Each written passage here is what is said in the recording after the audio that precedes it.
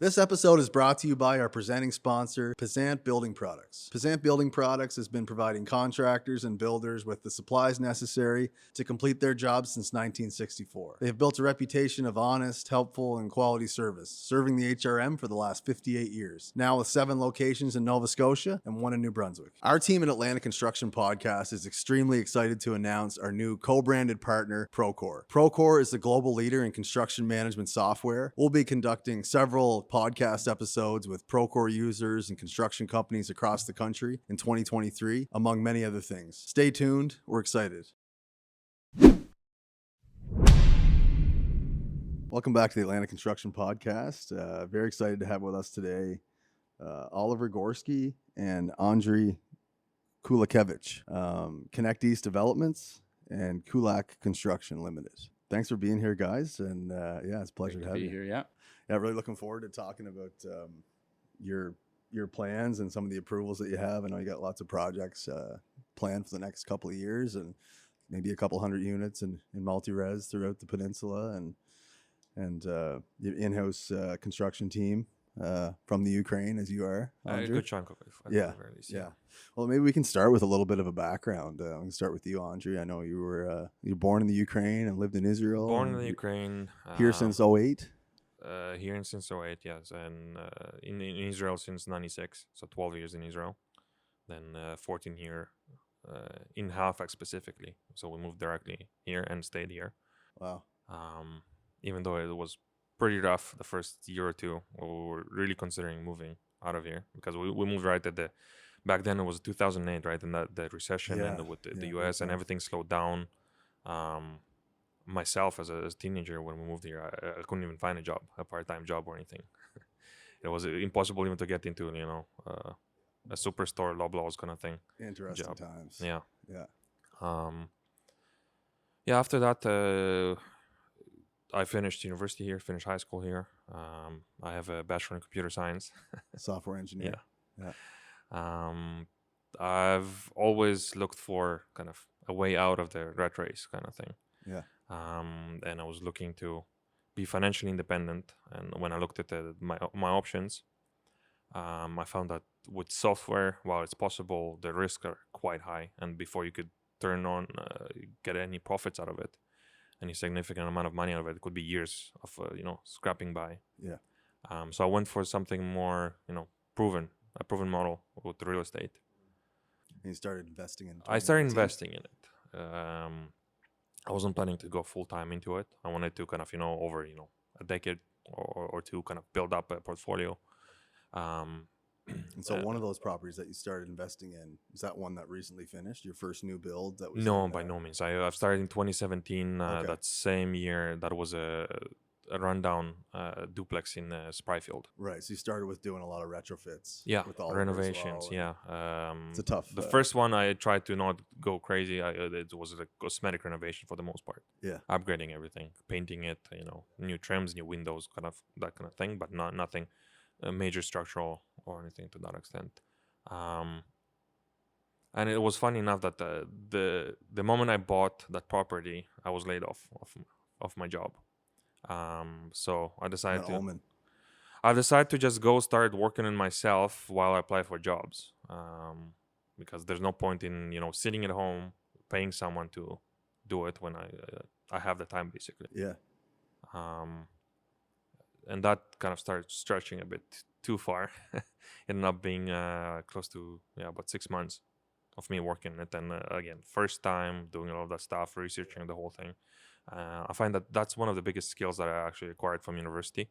And then the software skills themselves, it's the research. The ability to research, yeah. The ability to really dig down into the internet and find exactly what you need and gather enough information to do what you want. And that helps you a lot with the permitting process. With everything. At this point, with everything. With the permits, with the architecture. So I do a lot of the layouts and the designs myself. And then I get that to be confirmed with the architect and make sure that they haven't missed anything. And we go back and forth on that. Squeezing basically. the orange, as they say. Well, we do most of the permitting in-house besides the obvious things, like we can't do the engineering. And even then... Which is like most people, like it's mechanical, electrical engineering. It's got to get a consultant. Exactly. structural. But when it comes to the residential, up to a certain level, you're actually allowed to do most of it yourself. Right, to a certain size project Yeah, on the residential exactly. end. Then most of the projects that we're doing right now, Was that under 8 units or under 16 units it's or something? based on the height, based on the square On the footage, floors, yeah. really. The structure itself. Yeah, that's what they call the Part 9 of the building code. Yeah. You fall under that, you're allowed to do a lot of it yourself. Same goes with plumbing. Right now, I'm doing it myself. Mhm. The plumbing in-house, even though you're talking about you need a license for plumbing, you need a license for electrical. Depends on what you're doing. So if you do it for yourself, you don't go and advertise I'm doing plumbing for other people. You're not actually going against the act. You're allowed to do it yourself. The city inspects it and passes it, and everything is fine. Electrical, on the other hand, requires a certified electrician to even open the permit. And then none of them will let you do the work. You could do it yourself, but they will not let you do, and they wouldn't sign off, right? And no electrician wants to take the liability. Yeah. The proper license. But we do, for example, help our electrician. We drill holes for him, we install boxes for him, stuff that wouldn't require an actual, per se, electrician. Yeah. So we're not wiring any of it, but we are helping him just putting boxes. The rough in. Yeah, exactly. What about yourself, Oliver? For just a little bit about your journey. You came to Halifax in 2017. You were Military in the Navy boy, here for So this is all. You were Toronto before that? Yeah, I lived in Toronto my entire life. My parents originally immigrated from Poland, so I'm first generation here in the 80s. So we have Ukraine and Poland. Yeah, Eastern here. Europe. And that's then, awesome. One of our mortgage brokers is also Ukrainian, so that's what Nice. he likes. He made the joke that he liked to call us the Eastern European. Yeah, I've been out connection. watching a lot of the World Cup games with my friends from Brazil here in the city. And, I've been meeting like a lot of people from Ukraine here. Yep. And it's just such more of a diverse city now than ever. Toronto's actually got I believe, don't quote me on this, but the largest Ukrainian population outside of Ukraine itself. Wow. Yeah, it's a very big population. That's why my parents, from Poland, went to Toronto, because it felt more like at home. There's a big population there. Toronto in general is much more culturally diverse. They have Little Italy, Little Portugal, Chinatown, all these places, right? Yeah. So you kind of immigrate from another country, and it's like you never left home. Yeah, you find your little embassy. Exactly, section right. And So plus, there's 5-6 million people there, right? So anyone coming from a big city, maybe Hong Kong or something, is going to feel oh, okay, this is not really a downgrade. So, but yeah, so I joined the military. No, I finished university, didn't really do much. Was kind of floating around, decided that maybe I'll do some military service. My dad was in the military. It was mandatory in Poland during the communist time to join the military, and he told me, just try it out. Yeah. So I did that, realized that I didn't really like it. It's not for me. So how long did that take? 4 years. So the original contract when you join the military is 4 years. What did you like about it, though?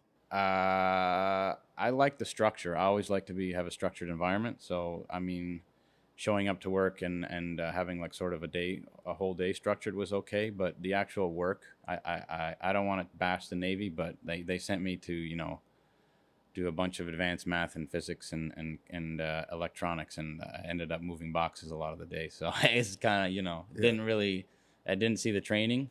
And I was told that the training comes out, later in the career, but I'm kind of maybe impatient and I didn't want to wait. So you're an entrepreneur. So. Exactly. Right. So what I did is before the pandemic, they had real estate meetups where you would come in and people would come and talk about their real estate journey. And so there's one hosted by a realtor, Nick Harvey, I believe his name was. Yeah, Nick did a we meetup. had one of the meetups. So there's that website meetup.com that you can create groups and set up meetups. Is it once every week?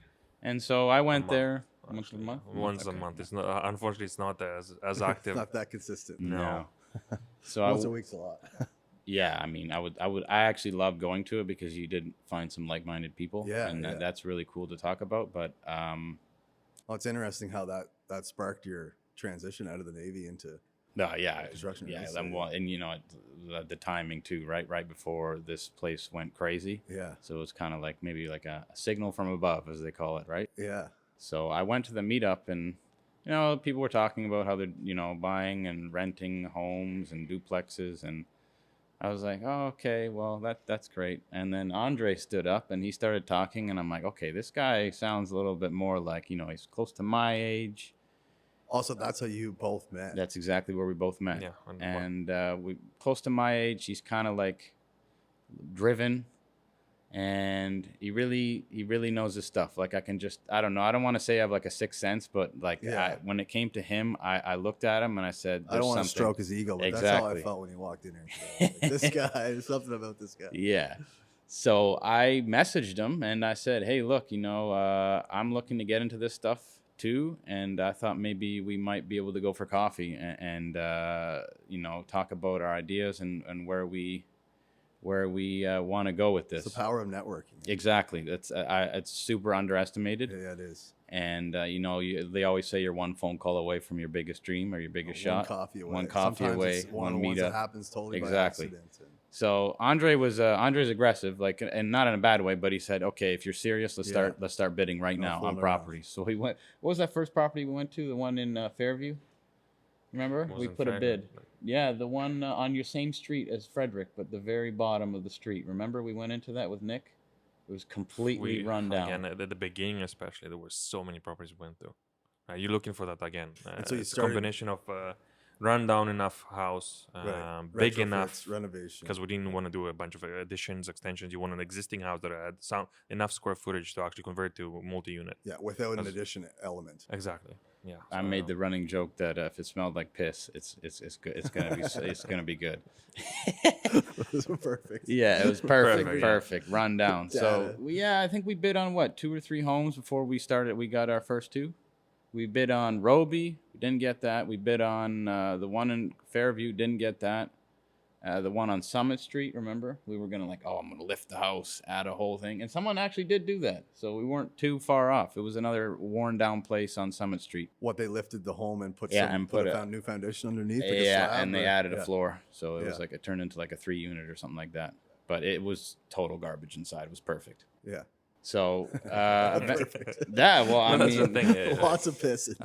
It's also was more of my style to kind of gut it down all the way and make sure that it's new plumbing, new electrical, new everything. We weren't doing the so-called lipstick on a pig. Kind of thing. Lipstick on a pig. But that's a tough arena to be in, right? So you guys eventually said, okay, enough of the retrofits, enough of the renos. Well, not even that. Just going back to the buying of properties, it's such a difference now. Like before there, when we were buying, compared to today. Oh my God! 2023 with 2019.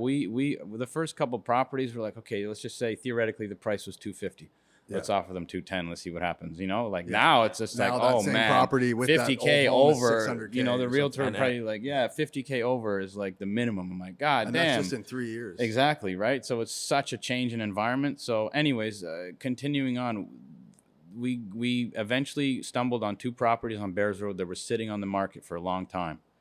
And we bid on those and we won both.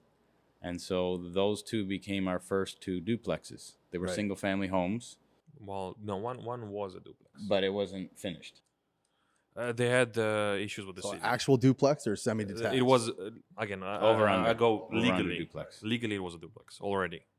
It had some violations for fire and safety, like getting in and out of the basement, for example, that you could hit your head against a beam and other stuff like that. So they had violations, and they've done some other stuff. So they had a cease and desist kind of thing from the city.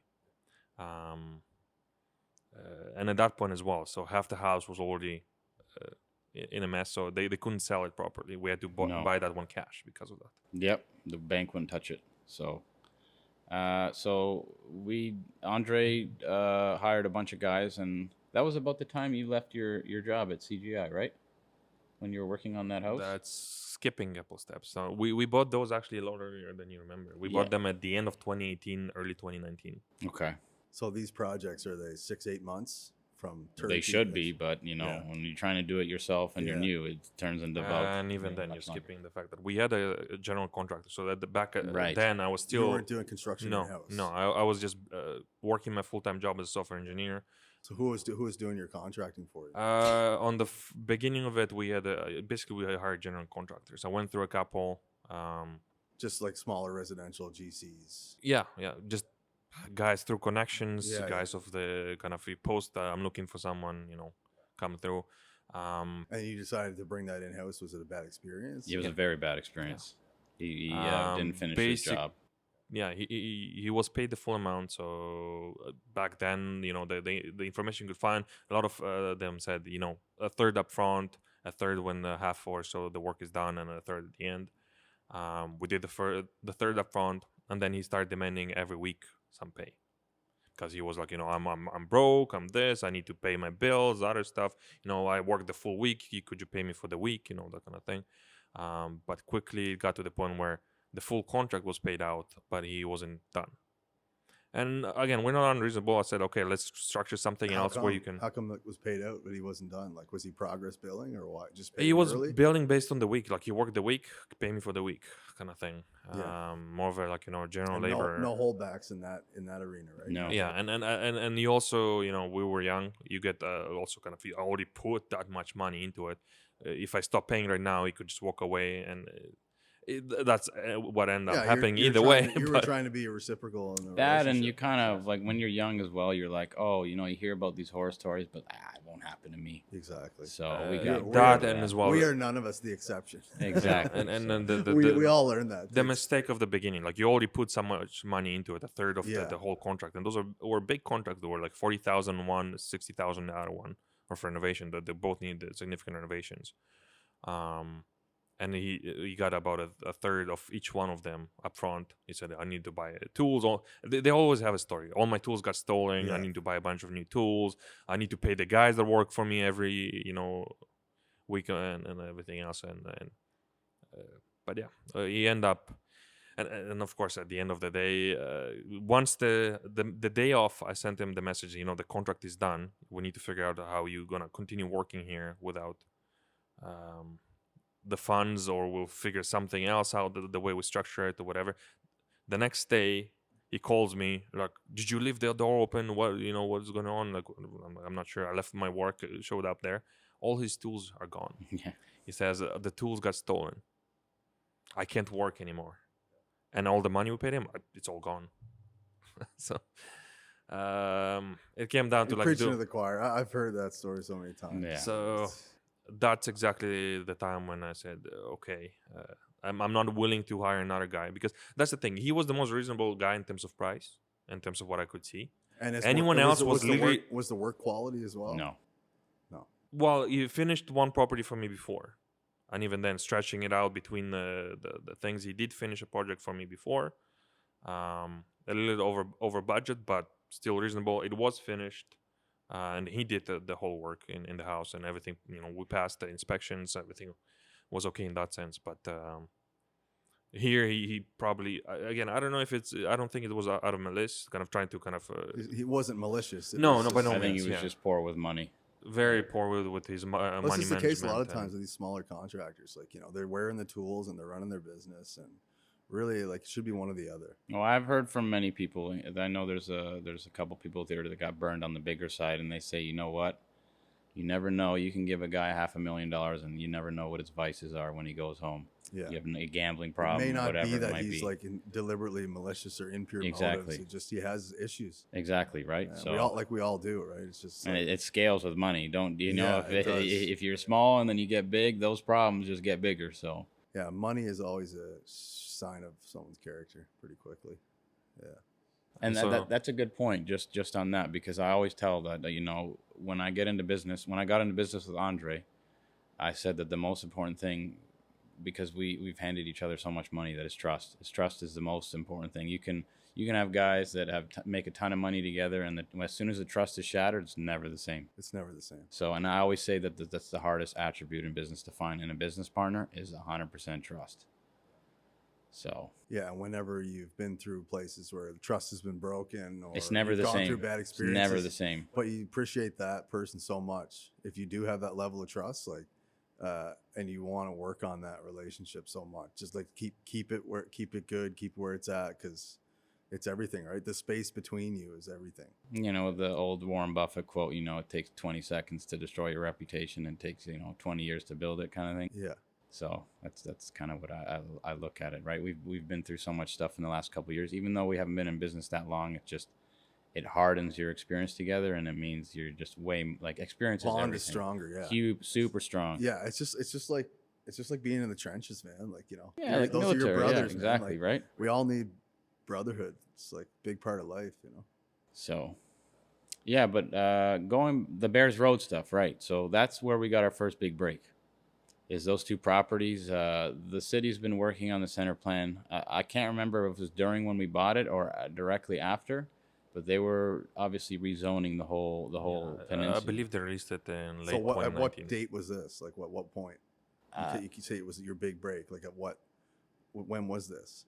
We sold last May those 6 lots. Right. So you sold the lots, and did you sold them because you couldn't get permits approved? We were not. The building we had designed was around $35 million, and there is no way that we are coming out. Like I went to Toronto. Couldn't come up with the funding. I went to Toronto because I have family there and friends, and they said they were going to originally. I went at Christmas, and they said they're going to buy the land for us, and we're going to slowly. And that's where I presented that picture I have of those 3 different developments. Yes. Yeah. So I was like, let's going to phase it. We're going to do like this building, the 8 unit, the 24 unit, and then the 36, yeah. and they were even named after each of the. Investors? Yes. In your family? Friends, very close friends. And it was great. They wanted to do it. And then, of course, there's always a snag. The lawyer that is entrusted with their trust fund is like, hold on. Like, these guys haven't even built anything, and you guys want us to start dumping millions of dollars. Like, you know. So was it because you didn't have a repertoire? You didn't have we didn't. catalog? You never resume to show? Everyone told me. I was my head was in the clouds at the time. You know, I got this big building. You know, this and that. So was it when you're looking back? Was it an attempt to make too big of a leap? Too big of a leap, and in reality, it also became a blessing in disguise that lawyer said no way. No way. He's a smart guy. He's a smart guy. He's quite old. From a lot of. He's from a headache, and eventually we had problems within the business, and we had to just. But there's nothing stopping you from reapproaching that a few years down the road. Exactly, with a way stronger foot and a much bigger team and a much more experienced team. Yeah. And so we didn't get the money from Toronto, and then this is where I'm going to give my first shout out because Scott Bentley here is a local broker, greatest guy. He's been helping us since the beginning. Who's he with? Premier Mortgages and his partner Igor Gashelin. So they've been great to us. They've been helping us right through the beginning and up until now. Why do you think that is? You made a connection when you met? We went to them originally for mortgages when we first started buying properties, and I guess over time as we kept buying more. These are full mortgages for land and building. And construction loans and stuff like that. And maybe they got a good impression of. I don't know. You're gonna have to ask him. Yeah. But he's the best broker here by far. I'll never go anywhere else. Right. Unless you know. He helps on all your projects. Exactly. Yes. He's and then so he helped us acquire those other few lots, and actually made the suggestion, which Andrey originally suggested, but I was consolidating all 6 into one big building. And doing one big project instead of doing those 3 different ones. It's a waste, right? When you have 20 meters allowed, and here we're building an 8 unit, tiny little thing. And so you sold that as one lot, one big package. Yeah. So it went on MLS. You went to the city and you redid the geomap. No. We did the architectural. We worked with Troy on that, and we got the building that could be built there. Troy Scott Architecture. Yep. Yes. This is the architect that you like to work with. Yes. What is it about him that just efficient timing, price, common sense? Price. A lot of when we first went to one here, it was way more expensive, and the timeline was almost twice as much. So. Just to have that initial IFC set. Preliminary, and also he wanted to do some of the stuff that we're doing with the permit, like organizing the engineers and stuff. And I said, I'm not paying for that because I can do that. Yeah. So we went with Troy. It was, I forget where it was. Was it just recommendation or something about Troy, or I just called around? I can't remember. Most likely called around. Yeah. We met with a couple of them, and again, all of them were. Until we get to you, it's going to be a couple of months. Until we finish your project, it's going to be another month or 2. The prices are triple, if not quadruple, for what we were talking with Scott, even because he works with us by the hour, basically. So the more work I do up front, if I can design the floor plans, I can do. And are you using CAD and Revit yourself to do this stuff? I've learned AutoCAD myself. Yeah. Again, part of the as I mentioned before, the research. Yeah. And again, using so many software development tools that at this point, funny enough, AutoCAD was built for programmers. The way it works, commands and everything else. Yeah. I'm so used to command line and running stuff with commands that it's shorthands. send commands to it, drag it, drop it. Yeah, basically you're programming on it. Yeah. No, so that was the first piece of land that you sold. That was the first. And no, it was the first big piece of land. Right. We bought another. How many acres was it? It was 24,000 square feet. So I think it's about half an acre. Yeah. But in the Peninsula, that's quite a bit of land. Yeah. So accommodated that's around true. 80 to 100 I don't units. even know that I've seen anything like that show up literally on the There was one on MLS itself. Gottingen. So the urban capital, those guys from Toronto that do the condos here, Right. they just bought another big chunk of land on Gottingen. Okay. So then that was from the Nova Scotia Housing Affordability Group. Sure. Yes. Yeah. They were going to build some affordable houses in Gottingen and couldn't do it, so they bought it from him. So there's going to be more condos, Gottingen. Right. Yeah, but did it actually hit the market? It was private. That's what I'm saying. That's the first that I've seen, especially of that size, a project that went on the market. So when did you build your first new build? The first one would be the one within in Fairview. Timberlea? Oh, Fairview. Yeah. And that was an 8-unit. That's a 3-unit. Unfortunately, you're not allowed to build anything more. And even then, you were allowed only to build duplexes there. So I knew that the secondary unit stuff was about to come out. Backyard suites. Yeah, backyard suites and secondary units, right? That you have the option of either put something in the back or add something to your building. And luckily enough, it fell under duplexes as well. So a duplex is allowed to have a secondary unit, the 3rd unit. I knew it was coming out, but we started before it came out. So I had to tell HRM that this was just a storage, a whole floor of just storage. They made me swear by it, Right. and everything else, that this is not going to be an illegal unit or anything like that, a 3rd unit. Right. So a whole floor of the 3 floors. A whole floor of the 3 floors. The whole thing is just storage. It has a bunch of windows and patio doors and other stuff, but it's all storage. You got to play the game, right? You got to play the. Well, I think the but it wasn't just storage in the end. No, I think the inspector knew what was going on, and he kind of like, okay. Yes and no, but basically they made me swear that it's not going to be a unit, and I told them it's not going to be a unit until it's legal to be a unit, kind of thing, because I did the permits for that in, I believe, July of 2020, and the secondary unit stuff came out in November or so of that year. Wow.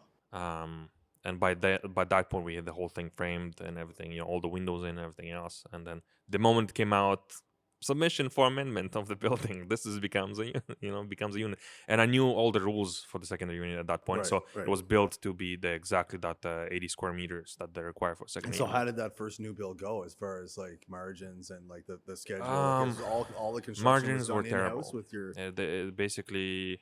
Especially on the construction side, on paper and the construction side of it, yes. And you subbed out nothing. You did everything in house. The whole thing. Electrical would be the only electrical would be the only thing. Only scope you subbed out. Yeah, again, because you need the permits for it. Everything else we poured. Yeah, we excavated our own thing. So with your own crew. That How year big we crew bought. Did you have then of your own crew? A 5-6 man crew. Yeah, about that.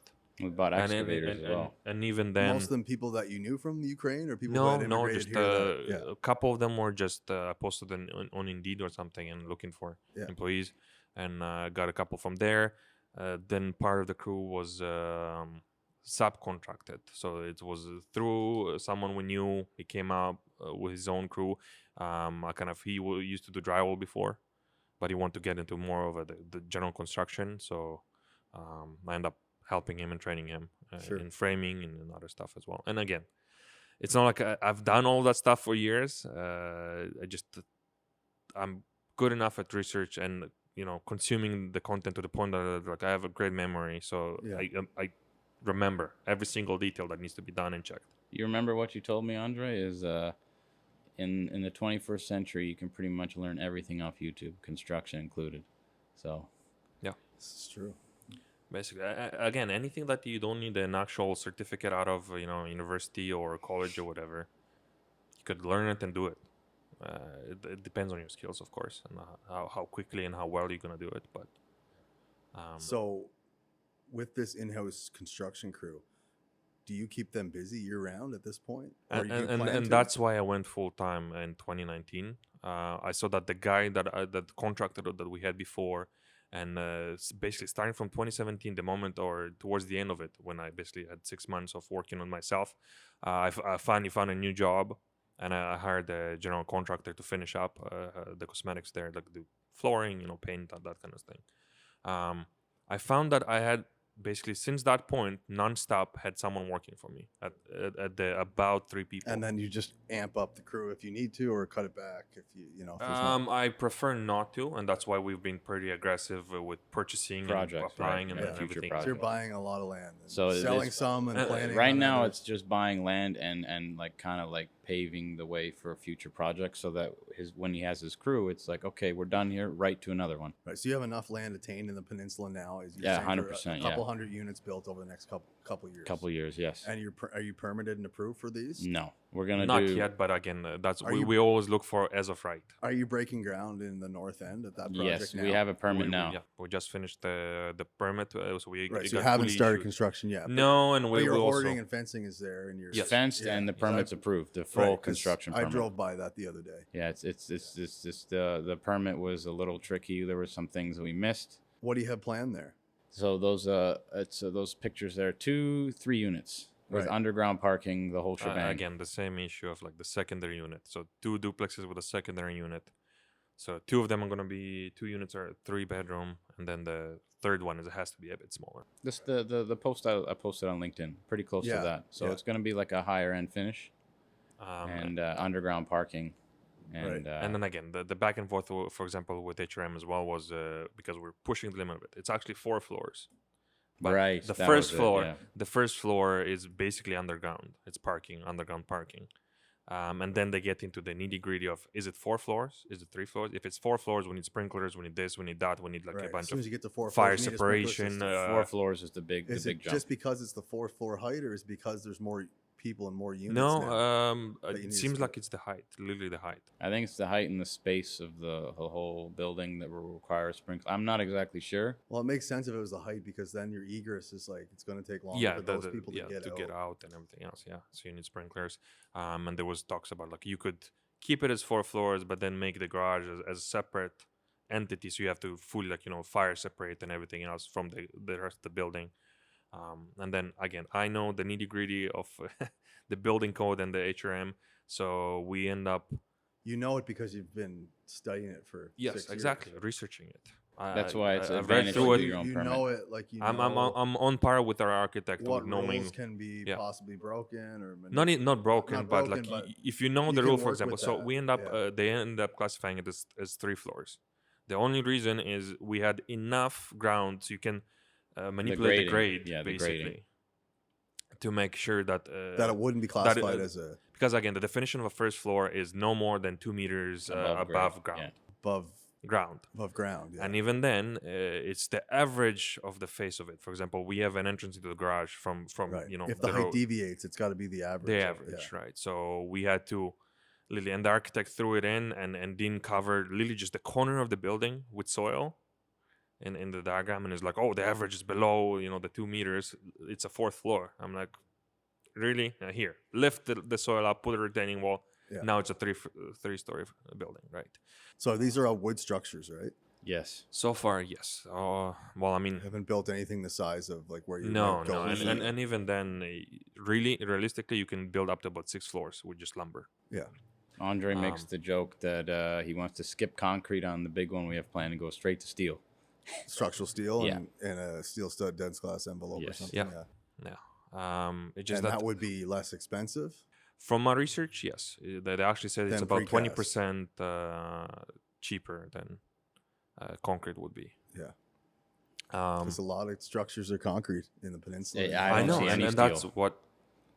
then What's what that like surprised compared me. to Toronto? A lot of Everything's steel. So in Toronto, when steel makes 100% sense when you go over 22 or 25 floors, it becomes very economic. And it's a lot harder to pour a 40 to 50 floor building wow. with There's concrete. multiple things that go into that. So the first off, you need to get the concrete all the way up there, and and the second thing, concrete is a lot heavier than steel. So your whole foundation has to be so much deeper, so much stronger, so much a lot more engineered than just the amount steel. of rebar that Yeah, goes in. exactly. into The amount of those rebar, underbelly. the concrete itself is heavy compared to the steel. The footings probably go what, like 30, 40 Exactly. feet under the ground. So that's the thing. It's a lot more digging, a lot more concrete poured, a lot of more rebar. Just the physical, tying all the rebar. What's it comparatively for timeline wise? Like, does a structural steel envelope go up faster?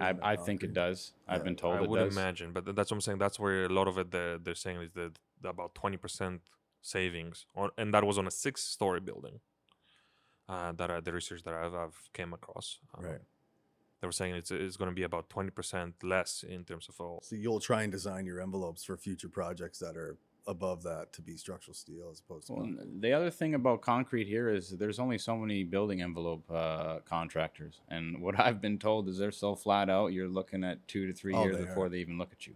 Yeah. So that way, especially if the projects are not that large and they just don't have time. And to look at it. they've been with people here, other developers that have been with them for 10 plus years. Of They course, just they'll follow use them them around. first, right? Who are these new guys? Are they even going to pay me, right? So that's why maybe getting into steel would be something A, cool, and B, more time efficient for us.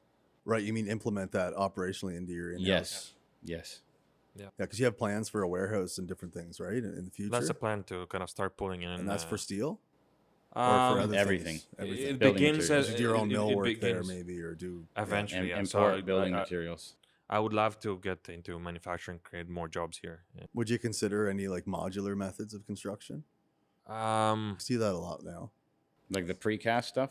Well, I mean, even like modular as like built off site and assembled on site. That is something I was looking into as well. Yes, especially for that niche of like 3 to 12 story kind of wood framed. The wood frame for sure. I've seen a couple of those, and the guys as well. They don't particularly like being on site in all weather, building really just walls that could have been built in a factory under a roof with everything else. But it's quite a process to get to that point. Sure, yeah. And time will tell. I mean, it could be a long-term plan, but yeah, that's the funny thing about business. When you first get into it, you're like gung-ho. This is how it's going to work. We're going to be quick, this and that. There's an old saying that I always tell people when they get into business. It's if you're not a liberal by 25, you have no heart. And if you're not a conservative by 35, you have no brain. Everyone goes into business thinking that they're going to be this all-star, and they quickly realize that, doing this perfection way and quick, there's no money in it. Yeah. And so they quickly, I always use the example of that building, when we first got into this, going from a couple duplexes to like a 7-story, 100+ unit building is absurd. Like it's just it's not feasible. Well, what's the saying? You can pick 2 of the 3. You can have it done for quality, you can have it done for the best price, or you can have it done on time. You can pick any 2 of those. Yeah.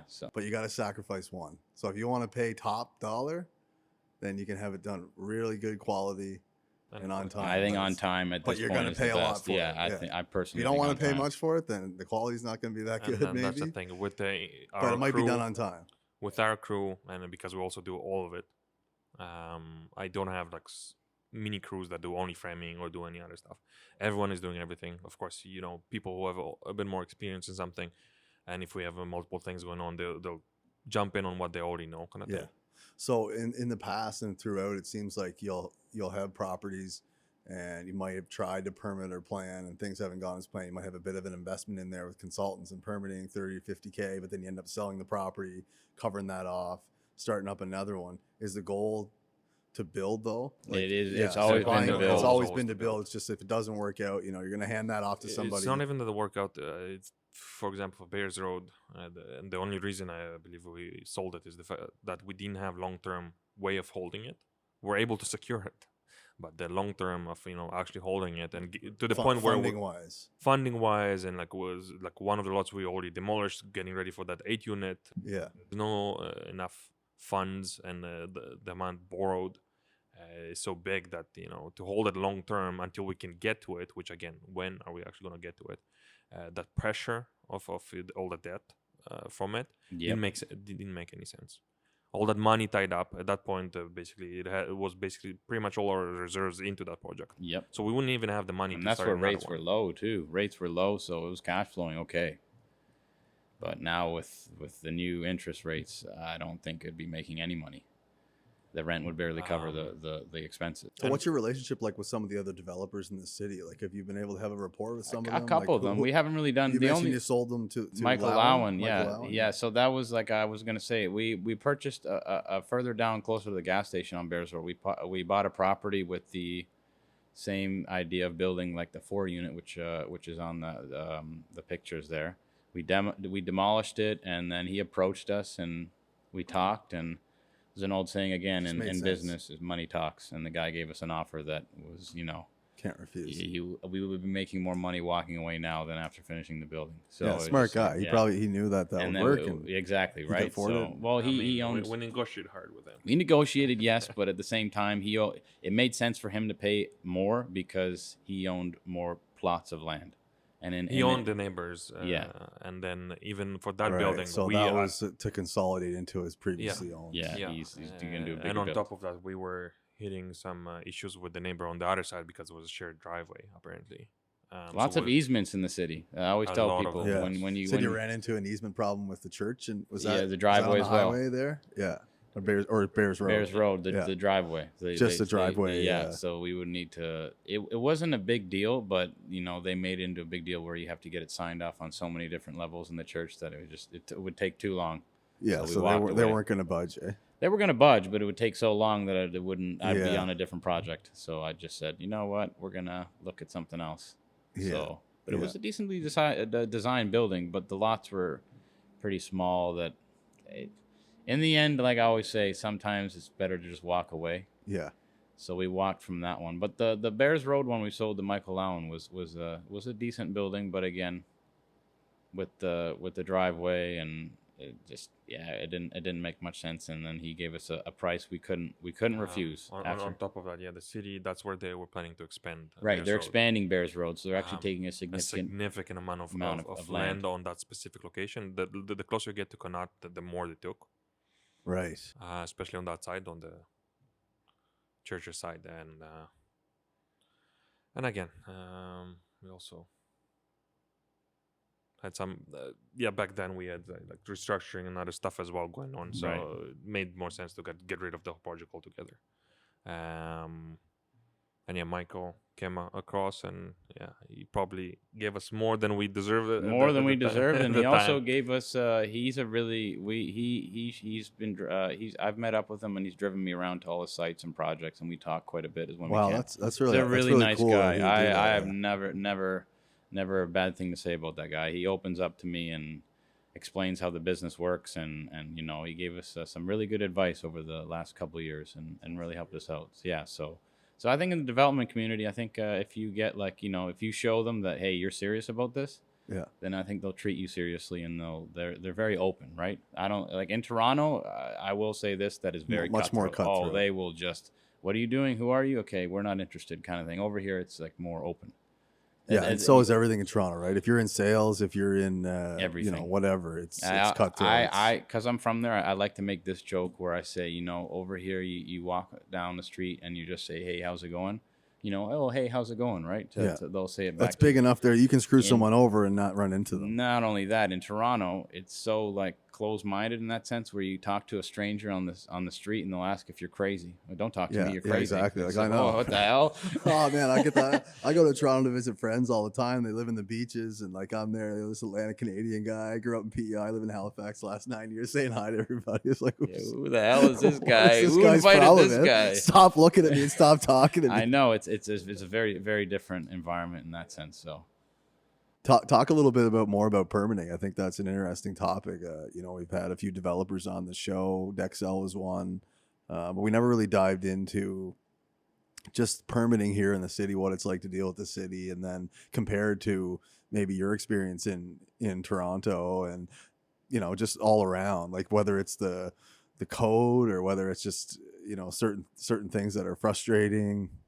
I would say vent a little bit here. Well, I mean, I had a friend that just did a big reno. He bought an F45 gym in Toronto, and he told me that. Oh, right. So he's franchising. He's franchising, right? And they exactly. So he did a full reno there, and he said that it was so bureaucratic with the permit there that he was constantly emailing to do the fit up, to finalize it. He was constantly emailing the the inspector that was in charge of it, and he never got a response for months. And then he just told his architect, okay, can you talk to this guy? And then sure enough, within hours, he gets a response. And it's just like, okay, obviously, So you just needed an architect. You just needed to be the right guy, I guess. Yeah. So, but over here, I find it, it's not bad. I would say the timelines are quite long. But the reason I told Andrey this is I think that what the problem is they have, like, so it's not as fast paced. not as fast. No. Like, and I think it's because they have building inspectors doing the permits, like the online portion, and actually doing the inspections. So a lot of the time they're not even in the office to actually review the permit. So for example, with this last one, I would send him the revisions. I would send him the revisions, and then it would take a week or two, and I'd call him, and he's like, I'm out of sight. I can't. What's the address of that project here? Not to cut you off. 3836 Kencrest Avenue, but it got subdivided, so now it's 3836 and 3840 Kencrest Avenue. Right. Yeah, it's kind of tucked away in the corner there. Yeah. So, yeah, that was a project we picked up 2020. I think last thing in 2019. Yeah. It was a blessing again. We bought and near finally just to start construction. Yeah. Now. Well, we knocked it down, and our surveyors from SDMM said, "Hey guys, you know that this." Well, actually, no. Andrey and I noticed it. We said I went on Google Maps. They have a measuring tool. What did you have to demo there? What was there? It was a single family home. Okay, just one home. Just one home, and not in good condition. Where you're building the two, yes, three units. Yeah. So we went on Google Maps and we did like their measuring tool, and like I know it's not 100% accurate, but we noticed that there was quite a big discrepancy in the square footage, about 3,000 of the lot missing. And so we got a surveyor. Are you using that as a variable for your lots as opposed to acreages, like square feet? How many? That makes more sense, right? It's more relatable for construction. Yeah.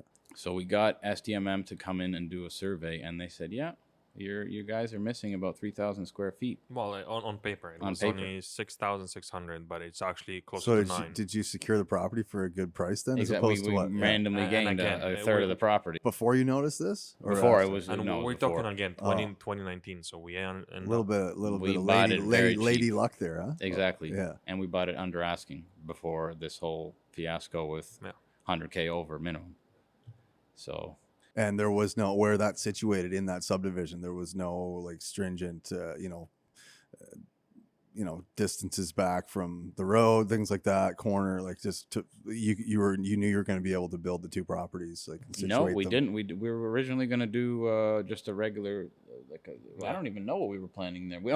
That's right. When the center plan was being planned, they had a period where you can send a submission and say, oh, I want my property to be this so-and-so. Zoning. So we asked them for HR1, which is high order residential. Yeah, so we were planning actually 6 to 8 units. 6 to 8 units, but they said no. So there were multiple of those down the street, but apparently we're on the wrong side of the street, side, right? And the wrong block or whatever. Literally, like 100 meters down, you have multiple buildings at 6, 8, 12. Sure. But apparently, wrong side of the street, not the wrong block as well, kind of thing. So that specific block was all HR1. Our side is all ER2s. Yeah. So most of the lots that you're purchasing zoned that way in the peninsula? HR1s or 2s? No, corridor is what we work with. So we're looking for, well, I mean, we just haven't came across about any HR1s. No, we haven't. Corridor is a more common one. Right. So there's basically corridors, basically where the buses usually run. Yeah. And so those are zoned for usually up to about 20 meters. So about 6 to 7 floors. And they have no restrictions on what you can use. They also have no parking requirements too. No parking requirements, no restrictions on amount of units. So as you, the builder, you're not required to have parking. I think they're actually shying away. Big cities in general have to be walking distance within, like they have to. Well, they strategically put the no parking because they're on major bus lines, so you can walk out the front door and go to a bus stop. So, but I've been told by like in general that major cities are starting to push away from parking and lots of cars, push away from the congestion. Yeah. So this is one way of doing it. Well, that's one thing here, especially Halifax is pushing hard on bicycles. Yeah, for sure they are. Yeah. Yeah. So that's one thing we also had on some of the designs of those buildings. They're pushed their bicycle storage, bicycle. Right, lots of bicycle parking. Well, we have required. the bike lanes now, and we have which again I come back to, like I was watching closely the previous mayor candidate Matt Whitman, and I 100% agree with him. Like when 1% of the population uses bike lanes, and we're spending hundreds of thousands on that niche of the population that uses them, it becomes and now you push it into new buildings, and same goes part of the permitting here. For example, everything has to be easily convertible for wheelchair accessible. So all your hallways now have to be 36 feet. All the plumbing has to be a certain height so you can install a low sink. Elevators. Not even elevator, but that's what I'm saying. A lot of those buildings are 3 floors, 4 floors. Like the 8 unit was, I believe at the end, 5 floors. 5 floors, yeah. There's no requirement for an elevator due to the just unit count. How many people? It's a unit count for elevators. But that's the thing. Oh, it's a unit count. Doesn't matter the height. No. I believe it's based on how dense it is per floor and other stuff like that. Since it was only 2 units per floor. So all algorithms within the egress plan too, right? Because egress is such a specialized, just planning and egress, even if it's a parkade or the entrance, exits, fire codes and things like. For the most part, it's pretty straightforward. You need 2 exits out of any place safely to get out. The distance between the 2 exits has to be a certain amount, and then egress in that sense becomes like egress windows and other stuff like that. That's in case you're in the first floor, for example. So you should be able to get out right away. And in that case, the first floor, for example, will need a second exit. Another thing we should talk about is the wheel, or the, what is it? The barrier-free unit. So you gotta love those. Barrier-free entry. Yeah. The whole unit has to be wheelchair accessible. Everything. It's just, and I've talked to some other developers here, and what they do is they equip it as that, and then as soon as the permit's approved and finalized, they unequip it, because no one's going to rent that unit because of the way it's set up. How much it's going to cost. How much it's going to cost. The kitchen cabinets have to be a certain height. It that way, knowing that they're just going to swap it out for. Yeah. So, and it takes a lot of space out of your building. That one unit was huge. Yeah. So even in a small building like that, the 8 unit, we had to do. It's usually one of 2 options. You either make all of them. What was it called? There's a specific name for it. Basically, that you can easily convert them after to be wheelchair accessible, or you have 1 unit that is completely set up already for wheelchairs. But any new building. So, for example, I built my own house in 2021, end of 2020 and 2021, and even then I had to build it based on that specification, so you can easily convert it to wheelchair accessible. I'm like, it's my own house. Yeah. It has multiple floors, so to convert it into something that would actually be used, it just didn't make a whole lot of sense. The thermostats are lower now because of that, and my kids, start playing with it. You got all that kind of stuff, and it's inconvenient. Like even for me now to look at the thermostat, see what temperature it is, I have to bend over kind of thing to look into it. I have my own thoughts of how you can go around that, basically. But now you have to basically play with the system to get it to what you want, and spend extra money, and spend extra time and planning to do that. And again, the extra money of they build those barrier-free units. They know they're not gonna get. It's a brand new building. You're not gonna. It's not affordable by any means, even if you had someone in a wheelchair go in there. And for them to find someone to fill that in doesn't make sense, especially because you need so much more space between kitchen cabinets, between every single thing, that a 3-bedroom unit becomes a single bedroom. Right? And then they added hardware in the washroom. Exactly. So a 3-bedroom unit. So that building, the ramping. Yep.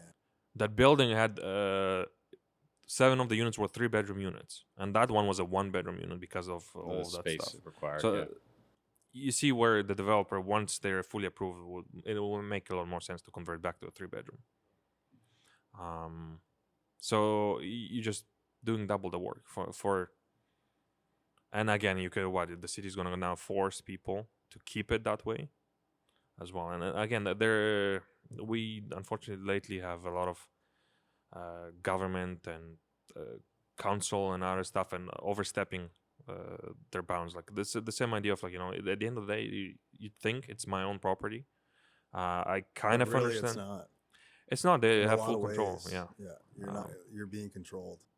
Being controlled, and we started talking right about the height limit.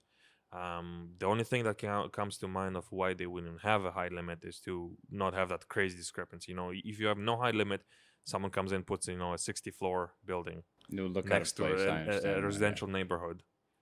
It looks out of place, but it looks out of place until the rest of them are just being built, kind of thing. It would put a lot of pressure though on the land value, so properties will go up in value like crazy as soon as you allow, like, again, we bought those properties for 200,000, 240. The next one in for 2019 or 4 or 5 years ago. Yeah, and then we bought this one for the 8 unit for 306, I believe. Yep. A little bit more, but nothing too significant. But now it's a mix of all of them are only paying more, not because of the price increases during the pandemic, but also because all of them are corridor and they know that, okay, you can actually build something a little bigger here. So the usage of the land, the value of the land increases significantly. Well, the government here is they are trying to push that, because right now when we originally applied for the permit, there's a community hearing, and where the neighbors come in and they get to put their voice in and their concerns. They're actually trying to get rid of that as a whole. I don't know where they are at that, but it's to push permits a lot further because it's a whole year, and for everyone to have their voice heard. Yeah, and so they just wanna push it through, and if it's as of right, because at the end of the day, what does it accomplish? And nothing, because when everyone has their opinion. Exactly. When we did our 8 unit, I was in front of city council. The neighbors talked. They talked about the balconies. They talked about the look of the building, how they didn't like it. And at the end of the day, the councilors said, well, you know, we approved this zoning, and to remove balconies, that doesn't make any sense from a developer standpoint. So they approved our building, and you know, Andrey and I after that were like, you know, what a waste of time. Like, that's 3 months. It took they appealed, about 3 months to get to the actual council meeting. The worst part of it, they heard everyone and then ignored all of it, because at the end of the day, it came down. HRM themselves had someone from the department come in and say, everything you appealed doesn't apply. Everything is as of right. Everything is correct. They have a right to put a balcony. They have a right to, you know, set the height. The lighting. They didn't the lighting. Like, everything is as of right. What was it about the lighting? The way it shadowed into their backyards. Something, again. The exterior lights? The exterior lights. They didn't like the way it was protruding in their backyard. That was literally what I was told is they went to an architect, and the architect said, okay, this is what you can argue to delay their permit. And lighting was one of them. So it's like a husband and a wife next door. When they're arguing, they don't like looking at the lights. Or they don't want people looking into their place through a balcony. That's the thing. The whole process, we got to the council meeting, the HRM development officer dismissed all their appeal. And then the council said, well, HRM dismissed the whole thing, so I guess the whole thing is fine. Keep going. I'm like, well, then why the hold up for it? Like, why didn't HRM dismiss the whole thing right away?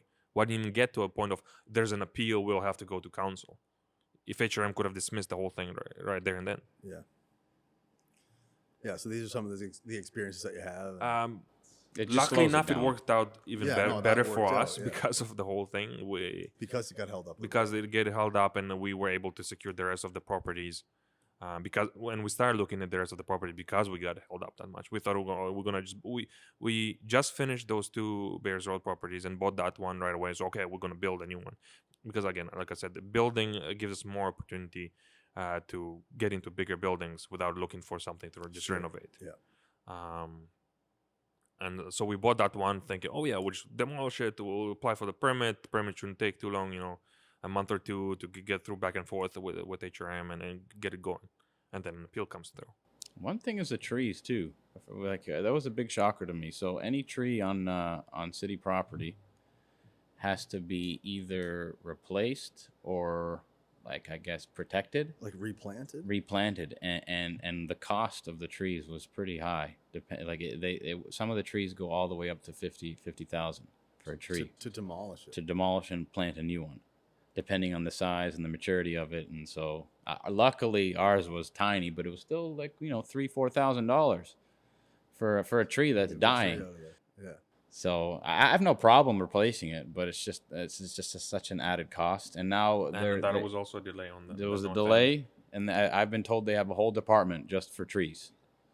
So and then department with just the trees, to protect the trees, to plant new trees, to set up what they're doing. And again, with the trees. They blocked the entire permit until we came out exactly with the plan for the trees and what and who and everything, you know, and landscaper and all that other stuff. Instead of literally just, here's a comment, you need to replace those trees when you're done. Here's a list of whatever, landscaper. And that's one other thing. They don't give you any information anymore. So the first time we had to Who were you using for your landscaping? We do it all ourselves. Again, we do it all ourselves, and it got to the point where I remember we did the demolition, they wanted the service capped. As part of the demolition, you cap the services, the old services, the water, sewer, and so forth. And they said it has to be a licensed contractor. I'm like, okay, where do I find one? Do you have a list? I'm like, oh, we're not allowed to recommend anything. I'm like, I'm not looking for a recommendation. I'm looking for the list of everyone who's approved. Like, no, we're not allowed to. Like, I started like, not yelling there, but like you make no sense. I am not looking for a recommendation. I'm just looking for a list. Like, give me a list of people who like, because I asked them, like, can I just call? Can I call anyone? Was the wrong word. Approved. Yeah. Yeah, a list of everyone who's approved who has a license to do that. You should have one if you're giving out the licenses to work on. Like you should have that list.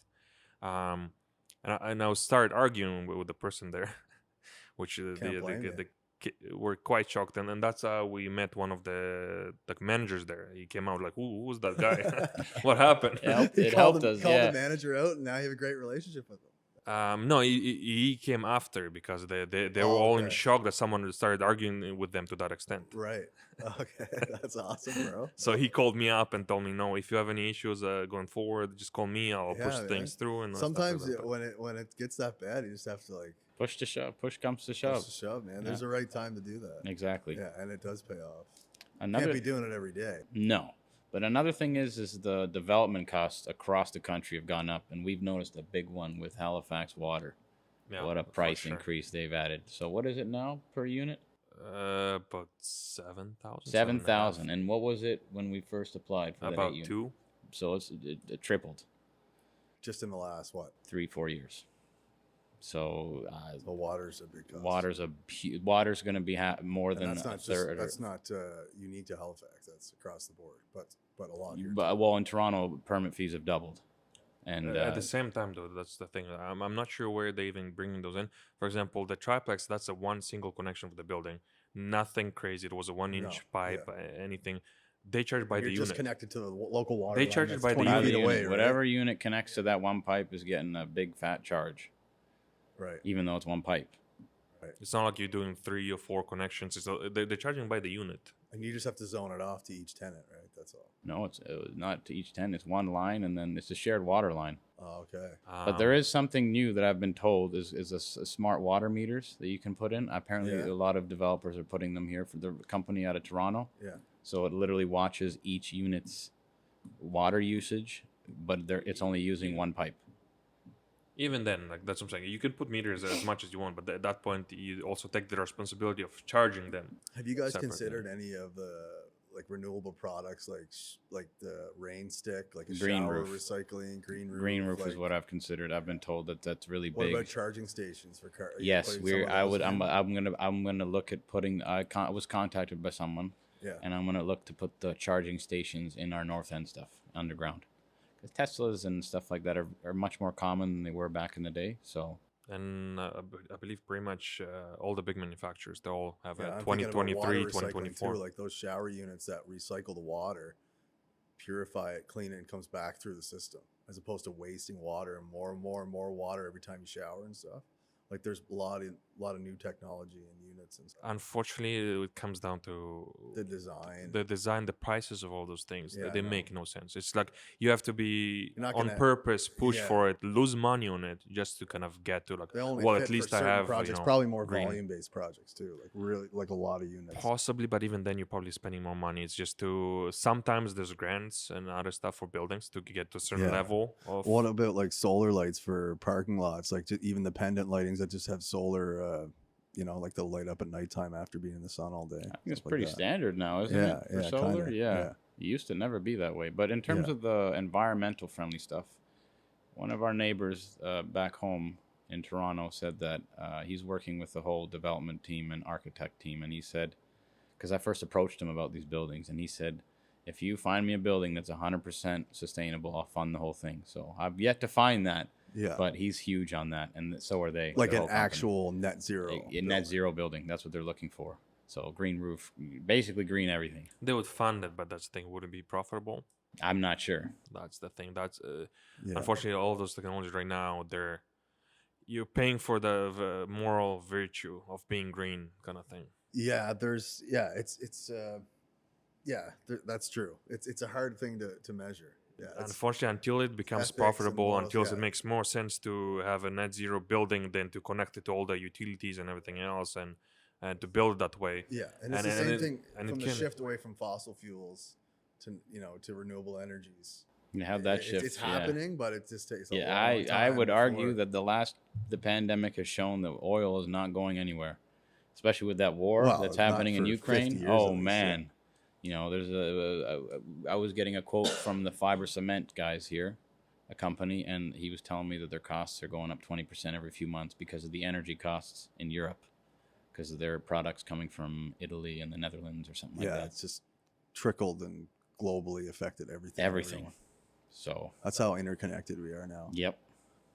Is it it's okay to ask like how you have some family that have fled the Ukraine since and I moved do. here? Yes, yeah. Is this your grandmother or My grandmother moved here during Yeah. that whole thing because again they all had to fled and she had nowhere to go. your uncle and cousins are still there? My uncle is still there. But have they left their homes though? He moved for a little while, I believe, further out, and now that it's kind of they pushed some of it back, he came back. But like he So said, he's like, back and his home's intact. no, not at all. he had a unit that my parents helped him purchase there, and yeah, he said all his furniture is broken, his windows are shattered. He came in to just tape some of it off, so for the winter kind of thing. He right now, I believe he lives right now in my aunt's house that was left a little bit further out. And even then, half the time, I think he was sitting there in the basement or some sort of bunker or something. Can you close to that. describe what that feels like for you here? Do you follow it a lot? I don't know or follow can you- any of it. You can't. Actually, You can't. bear personally to watch myself, it? I know my parents follow it closely. I myself. Is that a personal preference so that doesn't trigger? It's not that it triggered. I'm mostly mad at the whole situation because it's political and both sides suffer. Both people on both sides, both Russian and Ukrainian. Yeah. For politicians' decisions, For the- regular yeah. people Not suffer. forget that there's a lot of Russians that don't want this Exactly. to be happening as well. So Exactly, and again, I don't think that any particularly Russian is sitting there like, yes, go attack Ukraine. There are brother sister cultures and countries, and what's happening right now is, in my opinion, Putin is fighting the Western, like the NATO invading, coming too close to him. He doesn't like them. He doesn't like their culture. He doesn't want their armed forces on his border. And Zelensky is doing the opposite, right? And he's pushing like, I guess, like, how dare you tell me what to do, kind of thing. But you killing your own people because of that. Over what? Over the fact that he wants to stay neutral, basically. And it's not like he's fighting in trenches. He has some photos of him, wearing some stuff, photo shoot. It's hard to know with the news and propaganda. And Exactly, narrative. and What that's is- why- what truth are you getting? What narrative is coming from both sides? And it takes a long time for that to surface, right? And again, like looking right now, even at the Western culture here in a lot of my opinions those days would be considered, not politically correct, because I'm more traditional. Like I'm 31, have 3 kids, I have my own house, I have my own business, kind of thing. My views are quite conservative, you could call them. Having lived here, you grew up in the Ukraine, you lived in I Israel. didn't even grow up in the Ukraine. Yeah, I grew up in Israel. I lived only until I was 5 years old in the Ukraine. But I've been brought up on more traditional values, and looking at what's going on right now with gender, with the what's so-called equality, where they're pushing it I like how Jordan Peterson put it up. We're not looking for equal outcomes. We're looking for equal opportunities for people. And a lot of people confuse that. They want equal outcomes. They want 50-50 women. Even if it's at the detriment of their own exactly gender and their own individual health. Yeah. And then you have the whole kind of situation. That's why he's so climate powerful. change and the whole. And again, it used to be global warming, right? Now it's climate change. And again, like I said, I do my research quite deep and looking into all those things. And my research shows, for example, that climate change is normal to Earth, and there's no evidence that we contributed a significant amount towards it. And if we did, it's a minor speed up of the process. We didn't actually cause the warming of Earth and you mean it's not a direct correlation to greenhouse gases? No, by no means.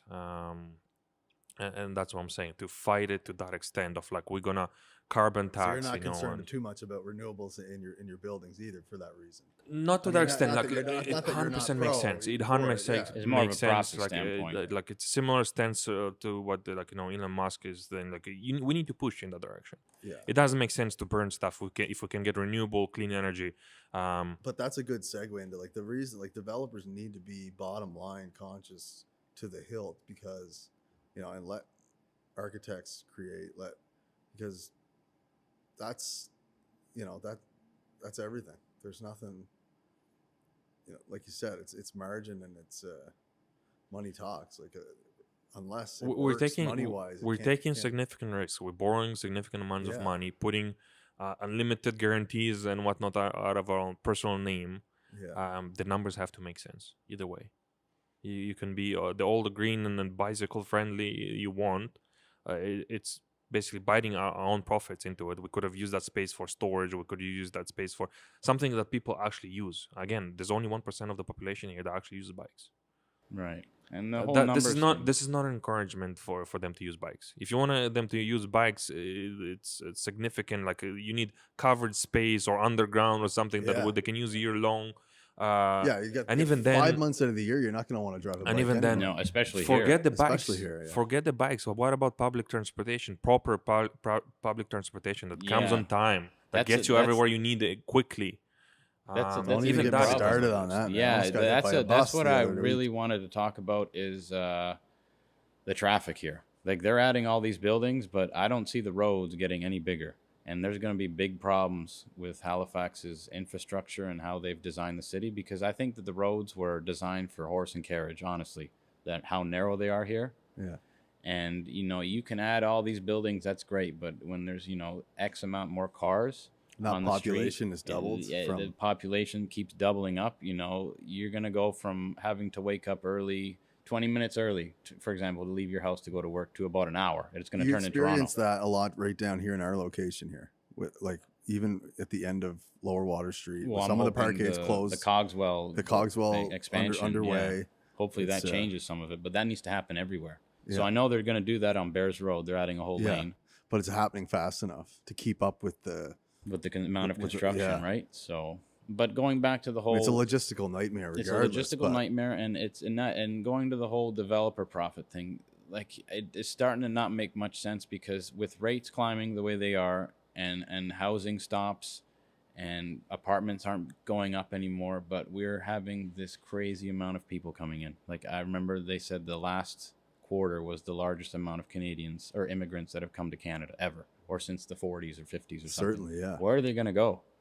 If that's the case, there's no way house prices are going to fall. They're going to go up, because that's one of our biggest hopes to bridge the gap in apprenticeship is the immigration. yes, and that's not just like people moving maybe here from other parts of Canada, the U.S., but like all over the world, countries that are tradespeople moving here. Well, I saw a crazy stat, and I showed this to Andrey the other day, is that we had almost the same amount of immigrants as the United States last year.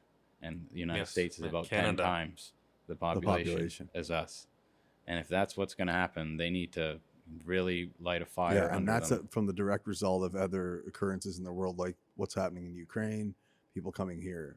Maybe a couple of years ago it was other instances. Well, Canada's always been kind of like it's a desirable, safe spot. Like, you don't hear them in the news. We're it's not invading zone. anybody. Yeah. You know, so we can travel with the Canada flag and people love us. Exactly, right? Yeah. So, but the housing starts is going to be a big problem here, and maple syrup and hockey. Exactly, right? And maple syrup, hockey, and happy people. Yeah. You know, oh, you're Canadian, it must mean you're nice. Yeah, exactly. And so give it a try. It works. Exactly. So yeah.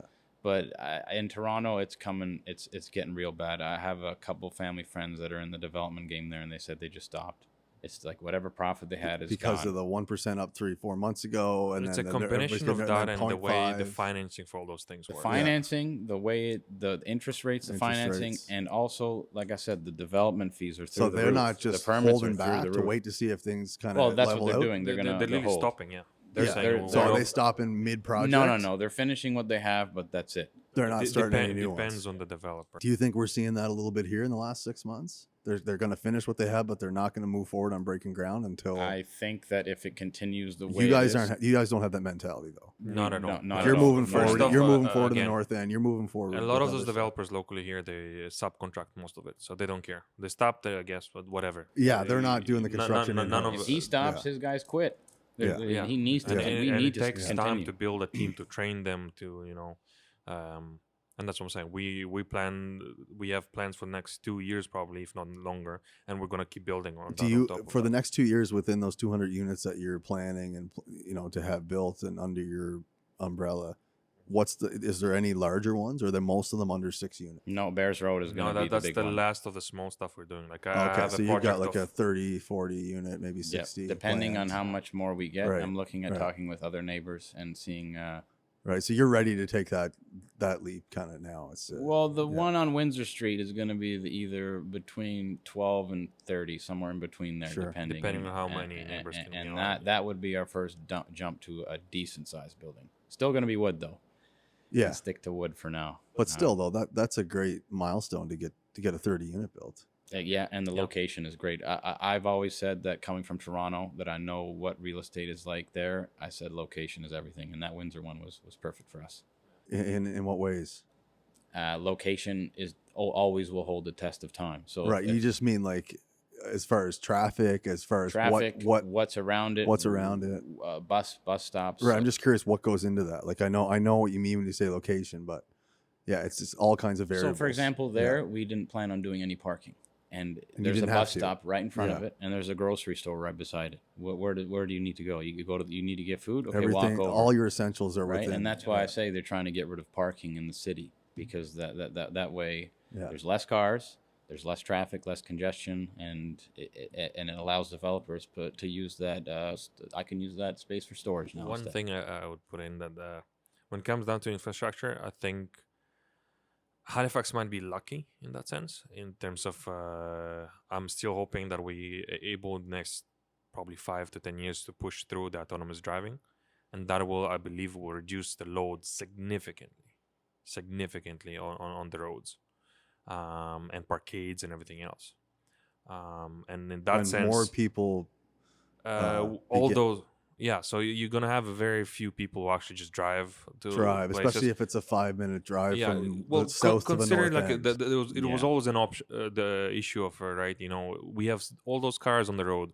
You look at every single car. There's one person in each car, and it's a 5-seater car. If you build tiny kind of 1-person mini autonomous taxis, and it costs you about as much as owning a car or less. Especially if it's less than that. Yeah. More than a bus fare, clearly, but less than it would cost you to own a car, and you don't even have to worry about parking. You don't have to worry about a bunch of other stuff, especially downtown. Just to eliminate parking for a lot of people, could free up 1 hour of their day and could save them $200 a month. And I've heard this is a big deal. Yeah, a lot of people charge for parking spots. And on top of that, when you look everywhere downtown, you can't find a parking spot down here for less than $150 a month. Add that on top of rent. That's a majority. I pay of people's that income. on Barrington, and the end of Barrington Street, the Southport building. Yeah. And that another thing with the rent here has we should touch on that. The rent here has gone insane. We have the highest. One bedroom can't get it for what, 2,000, right? And for a one bedroom, and making that close type to of money downtown, here. it's probably about 1,600 average. Yeah. But because the comparison is that when you were looking for an apartment on the Commons, remember you said that they were I used giving to out live on the incentives. corner of. When was that? 2017. Off the Commons. On the corner of Canard and Roby, that the orange, like big brick orange building there on the corner. Yeah, of course. Yeah. I used to live there for about a year and a half. I used to pay 1,600 everything included, and they gave you an incentive parking, to get the electricity, heat, everything included. And you said they were giving you incentives to come and rent because there was such a low demand. They needed people to fill in. That was a little bit after that. I just remember there were multiple buildings on Roby, on Canard. They used to offer a free TV, 1 month, off free. Just to fill in. You won't find that here. That was probably around 2015, 16. For example, I'm buying houses and I'm renting them out before we obviously demolish them. And the amount of people that come there, and I've been offered, some people would be like, hey, I need this place really badly. I'll offer 6 months up front. Right. So you're kind of like not Airbnb, but you're like renting it long-term. Usually 1 year, 1 to 2 years. Okay, right. Yeah. Long-term. But the demand is through the roof. You'll get like 50 showings, and people are like, I need this right now. The urgency. The urgency in one of the houses we had, the biggest selling point was that it was in the Peninsula, it had parking, and it had a fenced backyard for the dog. He's like, apparently you can't find that. So people were willing to pay top dollar for that. And but pets are a big thing, especially after the pandemic. A lot of people who did not have pets got pets. But being home. The whole rent thing, right? We've always been a pet friendly. To this day, everything's pet friendly. Pet friendly. Everything. Yeah, all our units are pet friendly. It goes back to the cat piss. That's how you got started, right? Exactly, right. So it smells like that. That's good for us. Hey man, I got dog piss in my condo every second morning for my dogs still. But the rent, I don't know where it's going because it just keeps going up, and I feel the tenants' pain. There's a lot of places that they're still renting for cheap, and then they know as soon as they leave that landlord is jacking the hell out of it. Yeah, and not boundaried in or for rent increases and what they're allowed to be as per the caps are not. There's no caps. No, 2% was always the cap. My personal belief on this rent thing is the only way they're going to solve it is just let it go. Supply, double the supply, build as much as you can. But even then, it's going to take time before they would really have to let it go before it catches up, because building those buildings is going to take a while, and even then, the 9, 10, 12,000 that we have a surplus of population coming in each year right now. Doesn't sound like a lot, but like you say, I've heard people tell me, look how many buildings we have built. Like, count them. Look at the math. 20, it's not enough. It's about 20, 30 buildings, even then. Let's just say 4,000 or 5,000 units with 9,000 people coming in. You're already a year, at a loss. And it's going to take a couple of years to build all of those. So even with the interest rates, and even with the cost of construction, and even with all the lead times and different things, like we're as far as you both are concerned, like there's going to be building to the hilt, and rent's going to go up, and it's going to be like that for 5 years until the demand is so high that people are willing to pay 6 months up front, 12 months up front. They're willing to go $200-300. Like they can't afford that. Some of them, to the point that they can't afford it, but I got to live somewhere. Yeah, it's a basic economic standpoint, supply and demand. The demand is so high right now until the supply catches up. Yeah, Ontario actually just rezoned, or they're pushing their zoning and housing mandates, where they're making every lot in, I forget if it's all of Ontario, certain spots, up to 4 units, even if it's single family home. So they want to really push the density now. Right. So nothing's being built under 4 units. No, going forward, No more the mayor of duplexes, Toronto no more is just pushing. semi-detached. Yeah, No, 4 units and up. No. I think they just allowed it up to anywhere. Oh, now anywhere you you can can build do now up it, to 4 you units. can do 4 units. Oh, anywhere. And there's Right, an old right, okay. there's an old study in New Zealand. I forget when it was, but they said they did a correlation between zoning rules and house prices. And they said that if the municipalities and the government didn't really have these crazy restrictions on zoning, that housing would be about 30 to 40% more affordable. So zoning is a big thing, right? It really dictates the prices of homes. Yeah. Like when we bought Bears Road, it was a single family home. You change the zoning and suddenly the price triples, quadruples, right? Yeah. And so that you got to take what's being built there now? It was bought by one of the bigger developers here, and Right, he's and putting is an it 80 unit. An 80 unit where there was, right. So he's so the it was one. rezoned after. It was rezoned when we had it, Yeah. but he's the guy doing the one currently. Which is on why Bears he Road. wanted to buy it after Yes. it was rezoned, right? Yeah. Because at So that point how it's come a it was frame. rezoned? Sorry, How come it was rezoned? Like what goes into that transit decision? lines. So major Right. bus routes are That's going to part have. of So the all of a center plan. sudden that can be an 80 unit because it's right on the critical path. Yes, and it's- critical paths like Roby, Yeah. what Windsor. The key to note though, North Street. the center plan that rezoned all of Yeah, that center stuff. I believe it was started in 2004 or something like that. So that's how long it took them, and it was released in 2019. Yeah. So Yeah, the government. they're it's like, so the they're government's lagging like the so much church. behind. Governments like the church, they just take a long time to. But that's the thing; they're always late. They're always late. They always react. They don't think ahead. They always react. Oh, we have a. It's too systematic, though. There may be people in there that understand, but it's just too many systems. and My loopholes only to jump question through. is, to what end? Like, why are they controlling it to that extent? To what end? So that they To can whose keep up benefit? the properties up. Like, there's always a shortage, so the values are always up. And again, who are they to butt into that? If anything, they're making it worse for everyone. And they're making the city unaffordable.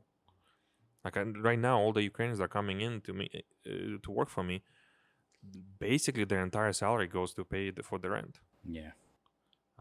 They're surviving on donations. Maybe they have a second person that can work, hopefully full time, if not part time, to at least cover some of their expenses. A lot of the guys, especially if they came in single, they're grouping in groups of 3 or 4 to survive here now. They're renting a whole house, so that each gets a bedroom. They're all working. Carpooling, probably. Carpooling, exactly. And even then, a lot of them are even still busing.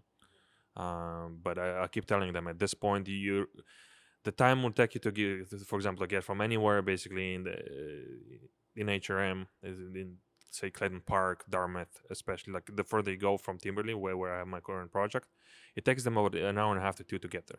Yeah. Each way. Which, for us, An 8-hour day or whatever it is. Exactly. At that point, I'm day. telling them, especially if it's multiple of them, I'm like, just buy a car, work the extra hour or 2, just work it, and you cover all of your expenses for the car and everything else. It just makes more sense that way. Yeah. Well, listen, guys, I mean, we could talk here for all day. This has been, we got a couple hours in here. Good long episode and in depth, and really great for us to see you, Oliver, like from Toronto, and, kind of pivoting out of the military. And then with you, Andrey, like just, both of you guys, young guys, up and coming, and No, the city's congrats built on on yeah, that, right? yeah, The city's exactly. built No, on new cycles of new entrepreneurs. yeah, I know. It's exciting to sit with you guys, and I'm sure we'll be in touch in the future on some of your future stuff. And We'll be happy to. yeah, thanks for doing this. Thanks guys. for inviting us. Yeah, I really appreciate it. Cheers. This episode is brought to you by Cook Insurance, your trusted insurance broker in Atlantic Canada for 50 years. Insurance is complex, and the Cook team focuses on delivering comprehensive solutions for your construction needs, including builder's risk, wrap-up liability, performance bonds, and project-specific construction. A Navicord partner since 2020, Cook is one of the largest construction brokers in Canada and offers national strength with a local touch. Whatever your insurance needs are, Cook has you covered. We would like to take this time to thank a longtime sponsor of our media platform, FCA Surety. The brokers at FCA Surety are experts in all surety bonding categories and provide unparalleled service during the bonding process.